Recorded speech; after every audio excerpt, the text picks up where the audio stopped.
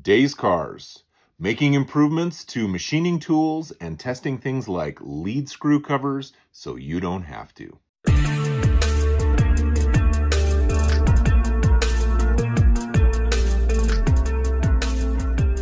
Greetings, fellow DIYer, and welcome to my video.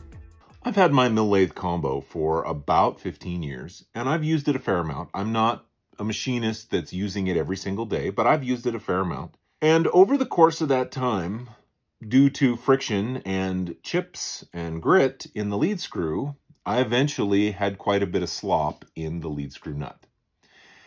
And I went through a process, changed the nut, turned out to be way more complicated than I would have liked it to have been, but that's a different video. My point being that had I used a lead screw cover similar to this, I probably could have gotten an extra 5 or more years out of that nut before it had to be changed.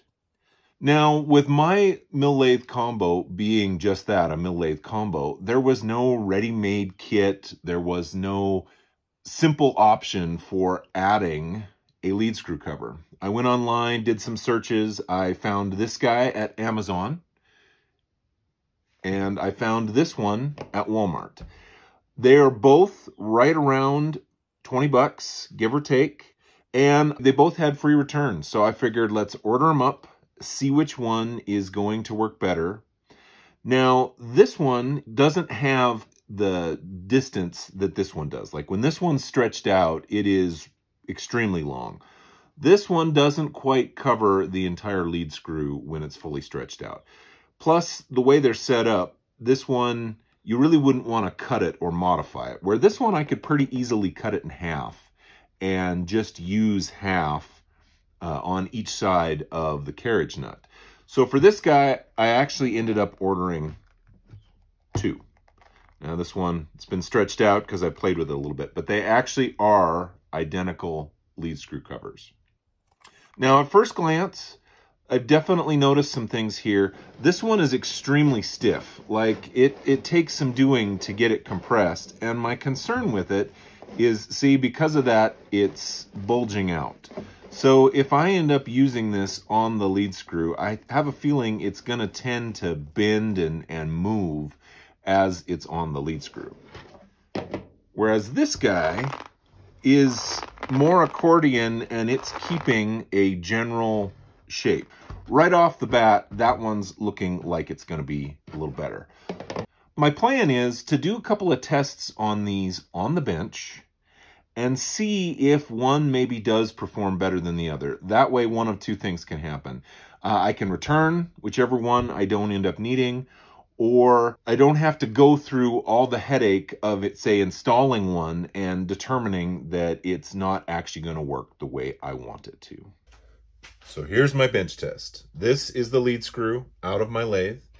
This is a bushing that has been bored out to be the correct size to slide on the threads.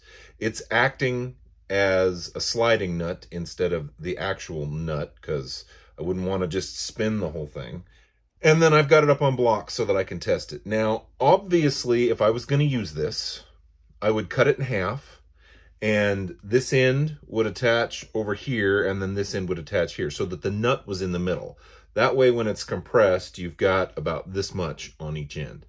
Now, I've already checked, and the measurements are fine. If I ended up doing that, I'm not going to limit my travel or anything like that.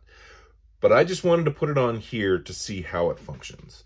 We're going to hold it here, and we're going to slide it. And actually, this is working remarkably well, significantly better than I expected it to work just with this material, because there is quite a bit of resistance on this. It is, you know, not terribly flexible, and it's kind of springy. I was actually surprised at how well this worked. So I would say that this is definitely a viable candidate for covering this lead screw on the lathe. But now let's compare it to the other one that I purchased. So here's test 2. This is the accordion rubber. Same bushing that I used in the previous test, but because I had 2 of these, I was able to put it in the middle where it actually goes. Now, like I said before, had I not been thinking I wanted to return the other one, I would have cut it in half and attached it on either side of this bushing. All right, so let's hold this down and see how it works. So that's the minimum, and that totally fits underneath the tailstock. We got plenty of room there. That's not gonna limit travel. And we go the other direction, and same thing. We have the same distance on the other side, and that is totally gonna fit as far as moving the carriage in underneath the chuck. So I'm not gonna limit travel by adding this. And what I like is just how smooth that is. I mean, that just holds really well and expands. I think this is the direction we're gonna go. This should be a fantastic lead screw cover. Now that I know which lead screw cover I want to use, the question is then, how do you mount it up? Because we need to firmly secure all four ends of the two lead screw covers. Now, obviously, I'm not going to use this little bushing because that was just for mock-up purposes and to test which cover I wanted to use. So let's start in the middle. Let's start with the carriage. This was the original nut that I made for the new lead screw that I put into my lathe. And when I made it, I actually machined an extra area to serve as a mounting point for one end. My plan for this end was to use an L bracket that had a flange on it so that I could attach this to the flange on said L bracket. And the nice thing about doing that is it would have given me a little bit of space to be able to oil my lead screw. The problem is there's not a lot of room underneath my carriage. This nut comes in pretty close to the bracket that holds it, and there's not a lot of space between the bottom of the carriage to even put in an L bracket. So I had to discard that idea. This is what I came up with. So this is my new nut, and it's a lot bigger. It's been bored out to a certain depth, so it's not threaded the whole way. And I have the same flange on this end to be able to attach here.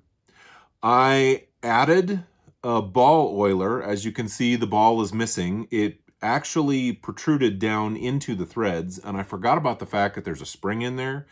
And so I just ran my tap down this, and suddenly stuff was binding up, and it was because the spring had come loose and it was trying to gull up the teeth. But that's okay. This is completely under the carriage.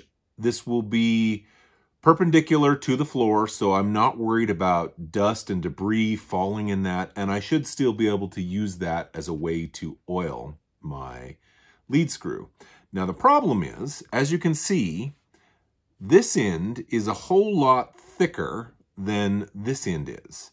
And that's because this fits into the mounting bracket of my lathe. And if I were to just mount it like that, I mean, it's just sloppy. There's no good fit there. But then I got an idea.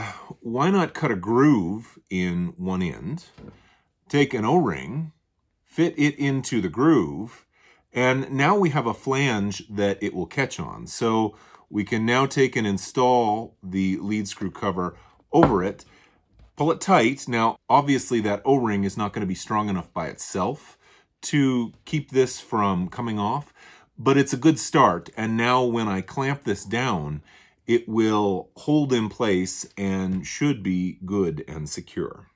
The spindle end was the easiest. I just created this simple flange out of this piece of scrap aluminum. This aluminum is so much scrap that it already had holes in it that I ended up having to fill with JB Weld. It's not structural, it's not seeing a lot of stress or a lot of force, and I don't like to waste things. So I went ahead and machined it up. It'll be the flange on the spindle end, and it only mounts with the one hole. This is where the slider attaches for my clutch mechanism that connects and disconnects my lead screw to my stepper motor for my ELS system. And so that holds that in place. So the only end that we have left is the hand wheel end. Now on my original lead screw, that's this guy right here, I had this piece of steel that fits into the bushing, and then I had 2 sets of thrust bearings on either side. And that's what holds the lead screw in place and keeps it from moving as you're turning it. You have to have this end affixed so that it's the carriage that moves and not the lead screw. Because I was making a new lead screw, I wanted to come up with a better system than this anyway. And it was easy for me to incorporate the mounting point for the lead screw covers. And this is what I came up with. This bushing fits into place just like the assembly I just showed you. Instead of having holes that you have to line up, I have a groove that has a special screw that I rounded off the tip that will fit into this groove and hold everything in place. Inside, I've got a needle bearing, which wasn't part of the original design. And then it's machined out to hold thrust bearings just like the original setup. Now, what's super nice about this is everything is protected from chips. In the original setup, the thrust bearing on this side was protected because it was inside the mounting bracket, but the thrust bearing on this side was exposed where you could get chips and stuff in it.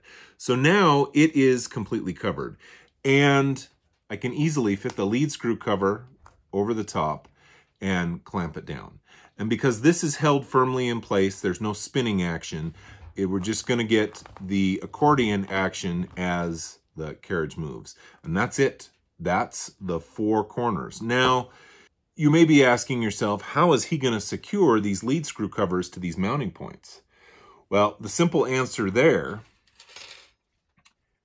is metal zip ties. These are amazing. You can take and put them around, cinch them down, and be able to hold it in place. So if I take this like this, get that exactly where I want it. All right, once I get that approximately mounted, and we take and pull that tight, that holds really well. Now, you may be thinking, what is he going to do if he ever needs to take that off? Well, what's nice about metal zip ties is they can be unlocked. The important part is that you can get to the back side. If you take another zip tie and you push it in through the back, it's a little hard to get it in there, then you can now loosen the zip tie and get it back to a size where you can take it off. When I end up mounting these on the machine, I just have to do it in such a way that I can get to the back side of said zip tie.